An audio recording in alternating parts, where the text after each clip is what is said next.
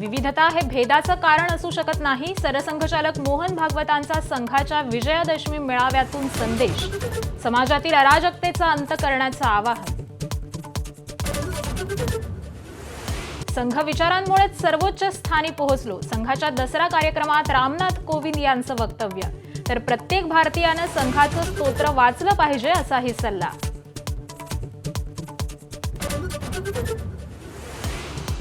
मुंबईच्या नेस्को सेंटरमध्ये शिंदेंच्या शिवसेनेचा दसरा मेळावा. पूरग्रस्त भागातील शिवसैनिकांनी येऊ नये अशा एकनाथ शिंदेंच्या सूचना. खुल्या मैदानात मेळावा टाळत ते पैसे पूरग्रस्तांना देणार. बीडच्या सावरगाव घाटमध्ये पंकजा मुंडेंचा मेळावा. तर नारायणगडावर मनोज जरांगे पाटलांचा दसरा मेळावा होणार. पंकजा मुंडेंच्या मेळाव्याला धनंजय मुंडे, लक्ष्मण हाके उपस्थित राहणार. आज 69वा धम्मचक्र प्रवर्तन दिन. नागपुरात दीक्षाभूमीवर बाबासाहेबांचे असंख्य अनुयायी दाखल होणार. बाबासाहेब आंबेडकरांनी दीक्षा घेतल्यानंतर धम्मचक्र प्रवर्तन दिन साजरा करण्याची परंपरा. पुण्यातील कुख्यात गुंड निलेश घायवळ युरोपमध्येच.